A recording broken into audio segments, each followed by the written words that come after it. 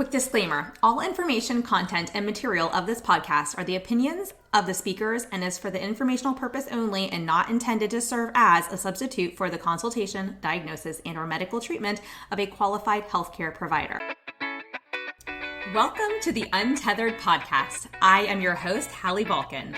I'm a certified orofacial myologist, feeding specialist, and mentor. This podcast is all about getting your questions answered and collaborating with colleagues to bring you the most up-to-date information in the orofacial myofunctional therapy, tethered oral tissue, and airway space. I challenge you to keep an open mind and join my mission to get this information out to the masses. Let's get started.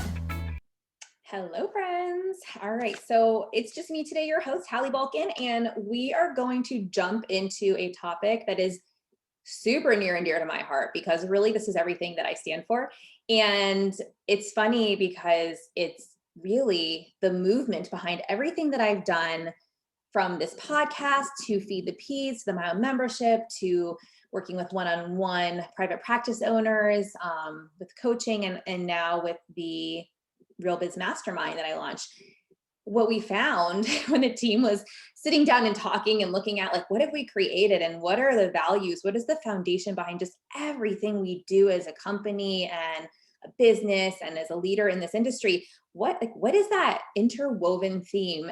And it really, and I'm laughing because I didn't set out with the intention to have a name or all these things, but this is just who I am. And so this is what's been interwoven through all of my programs.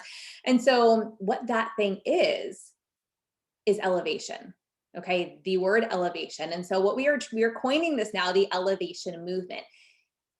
There are three pillars to my elevation movement. And these are the three things that you'll see interwoven throughout anything I create, anything I do. And that is mentorship, identity, and skill set.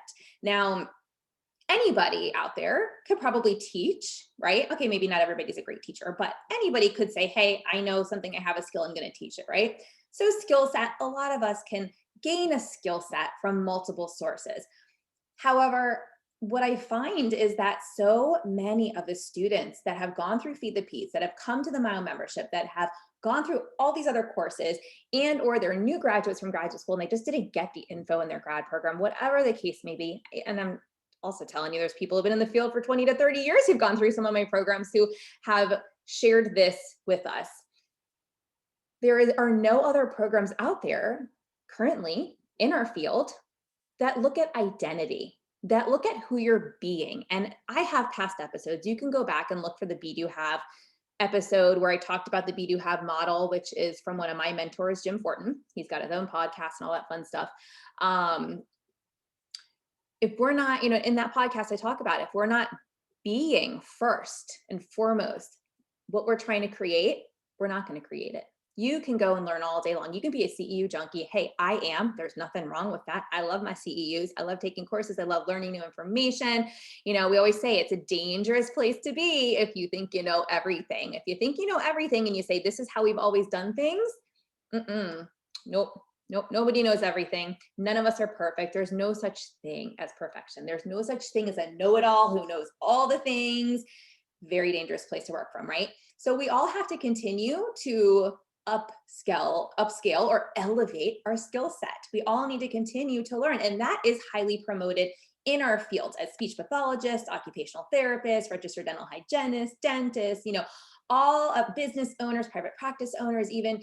This is something that, yes, I do see that interwoven in what our industry, in the narrative presented by our industry, right?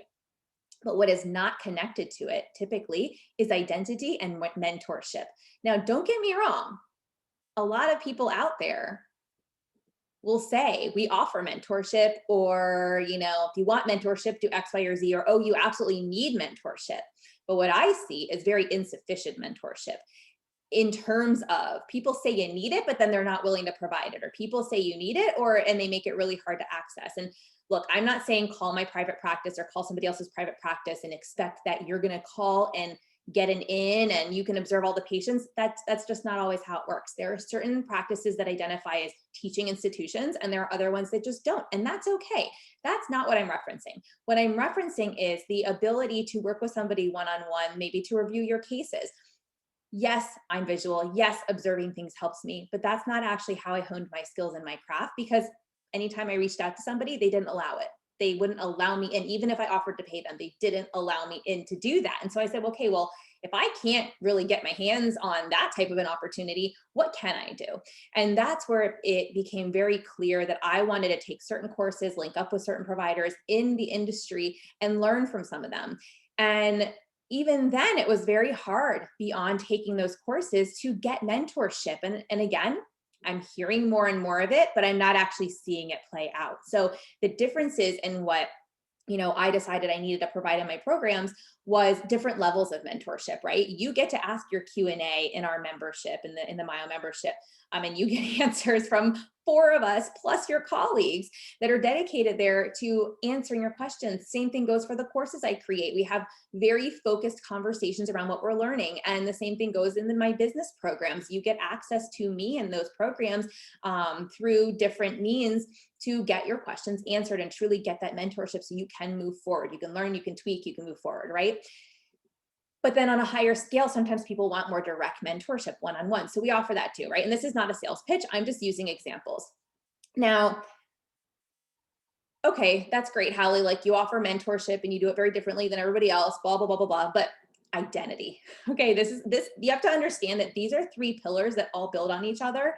And they really are something that coexist. Okay, it's the trifecta of having these 3 things together that makes up the elevation movement, right? We have to elevate each other by sharing our skill set so that we can help the patients. What good are we if we keep our skill set all to ourselves? I'm one person. I can't treat everybody out there. That was the whole reason why I decided to create this online course, to create this membership, to create business coaching. I'm taking a love of what I do and I am sharing that with the world because I can reach more people that way. I can reach more patients that way, indirectly through my colleagues who also have the same desires that I had in my private practice and in my skill set. And so skill set, right? We're elevating the skill set, right? I'm elevating identity. Okay. This is not something that I really see anywhere else in our industry. I can say that for at least SLPs. I can't say that as well as as much as possible, for SLPs as I can. I'm sorry, for SLPs, I can say it with more confidence because that is the world that I typically live in and that I see and that I'm very, that I'm surrounded by on a regular basis. I'm newer to being surrounded by more OTs and RDHs and in the past couple of years. And so I can't really speak to those industries because I haven't lived it firsthand. And so I won't. But I will say in the SLP industry, what I see, which drives me up a wall, is people teaching who say, hey, we're going to give you all these skills, but let's just make sure you are not a specialist. You need X number of years practicing. You need X number of patients, giving them, therapy and working through it before you ever call yourself a pediatric feeding therapist, or you ever call yourself an orofacial myologist, or, oh, wait, you skipped through that. You skipped through the certification too fast. Nobody should go as fast as you did, because they say that about me. I got pregnant and I decided to hit the ground running. I already had the caseload, right? So I made it happen fast. And there are people who don't like that. And guess what? Whatever. That's their issue, not mine. Okay. Bottom line is I was already doing the kind of work that made it very easy for me to transition into myo, because I was doing feeding and it was very easy for me to conceptually grasp how to integrate myo into that, especially because I took my course with somebody who made it very clear as to what the connection was there and how to basically go from step A to step B for me. Okay. So that resonated with me. That worked for me. But I enter into everything I do as I have to have that being in my subconscious first. I need to be the pediatric feeding therapist before I'm ready to accept the skill set, before I'm ready to accept the mentorship. We can do those things all day long. But if we don't identify as being that individual with that skill set, we're just going to suppress it. We're going to learn it and we're going to move on as though we learn nothing. And that is what I see all the time in our industry. And look, I'm not saying that it's purposeful. I'm not saying that everybody who teaches does this, but there are some people in our industry who have created quite a narrative, because this has been shared with me by many of my students, where there's fear instilled. And I am sorry, but I don't stand for that. I am very pure and heart-centered. And if you're instilling fear in people because you are worried that they're going to surpass you, and you're worried that they're going to become better than you, and then you will become non-relevant, you need to take a good hard look in the mirror, because you have got some control and ego issues, you guys. And I know I'm going hard and deep here, but this is something that is extremely, extremely important and that needs to be said in our industry, because as of right now, there are certain people in our industry that keep suppressing down other therapists, and I am over it. I'm tired of it. I will be that voice. You don't like it? Send me an email. Don't care. That's fine. I'm just going to delete it, but go ahead and send it to me if you need to. That's fine.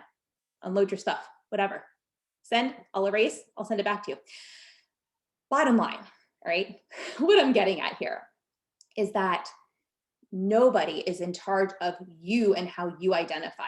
You, other than you are in charge of you and who you choose to identify as, whether that is as a pediatric feeding therapist, a myofunctional therapist. Like, yes, guys, stay in your lane, do things that are, within your scope of practice. I'm not telling you to practice outside of your scope, okay? What I'm telling you is how you identify and what you choose to specialize in. That is up to you. And I don't care if you're one day out of grad school. I don't care if you're a grad student going through my programs. I don't care if you've been in the field for 20 years. Doesn't matter. This applies to all of us. And yes, does your skill set get honed in and get better with experience and more patience over the years? Absolutely. I'm not downplaying that, but that's a very different conversation. That is not what we're talking about here, okay? And in order for someone to get to that point, they need people in the industry elevating them up. So this is my call to action to everybody out there who feels called to step into a role like this, where we choose to elevate our colleagues. We celebrate their wins. We celebrate when they decide they want to take a big leap into a new space. We celebrate their excitement. We don't just go, oh, look, there's another one popping off who just wants to be me. No. Please follow in my footsteps. I am encouraging you to step up to the plate. Okay, figure out what it is you want to do. What do you so badly desire that you just haven't stepped into because you've been scared? Knock that stuff out. Okay, get out of the fear, step up. And I know it's easier said than done sometimes for some people. Okay, I get that. But step up to the plate. There are so many patients who need us, who are waiting for you to step into that role. You are the person for them. And so think about how many patients you're leaving sitting on the sidelines who need you when you choose to listen to some of these other narratives, and you choose to work from a place of fear, and you choose to not step into being that pediatric feeding therapist or that myofunctional therapist. Or that business owner, that private practice owner. When you choose not to do these things, that's selfish, because there are people out there who need you. They don't know they need you yet, but they're out there, I promise you. And people think that certain areas are inundated and there's just too many private practice owners and there's too many myofunctional therapists and there's too many feeding therapists, and I'm only going to be successful if I'm in a rural area where nobody else around me has these credentials. I call BS. You guys, I live in Bethesda, Maryland currently, and there is a private practice every time I turn around, like to every varying degree around me. Like within a 5-mile radius, I probably can count 15 on my hand, if not more. Go 10 miles, we're talking 30 plus practices, okay? Some are individual owners, some are brick and mortars, some take insurance, some don't. There's a mix of everything, and there are a lot of comms around me too. I'm not the only comm. There's a bunch of them directly around me, and I have a very successful private practice, and guess what? Some of them do too. So we can all be successful if we learn to step into our being and allow ourselves to elevate our colleagues.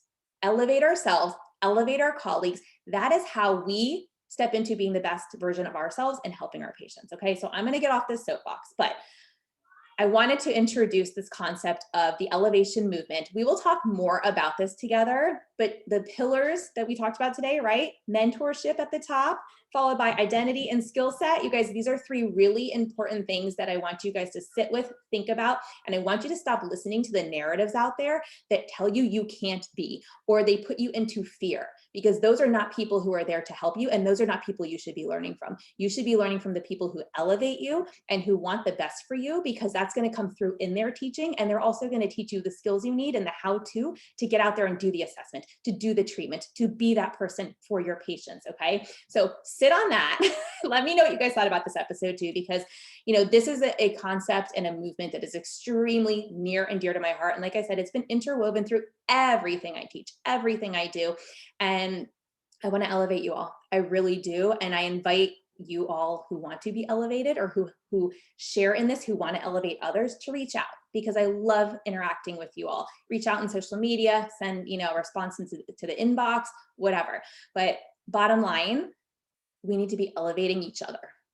And that's it. It's as simple as that. And those who are not elevating, we should not be supporting. We should let them go do their thing. And there's people that are attracted to that, by all means, let them go that way. But if you're attracted to the elevation movement and the concept and the story behind it and the pillars with mentorship, identity, and skill set, this is where you need to be hanging, because the people are in our communities and we invite you in as well. So come join us. Come hang with us. There's all kinds of ways to connect with us. One of the ways is just like a free Facebook group. I want to, feed the peds. I want to be a pediatric feeding therapist. You can join us there. I welcome you all in. Let's all hang together, elevate each other, and just see how many more patients we can all help as a result. All right. Hope everybody has a good day. This is Hallie signing off, but we will talk more about the elevation movement. So come hang with us on social media. Thanks for listening to this podcast. If you want to hear more of these Myo, TOTS, airway, and feeding related episodes, be sure to leave a review on Apple Podcasts or pledge a small amount on patreon.com/the Untethered Podcast. If you found value, others in this space will too. So be sure to share this episode on your social media platforms and join us over on Facebook, on my Facebook page at Hallie Bulkin Biz, on Instagram at Hallie Bulkin, and you can head over to theuntetheredpodcast.com to grab a copy of the show notes, where you can also subscribe to be kept up to date on the latest podcast episodes.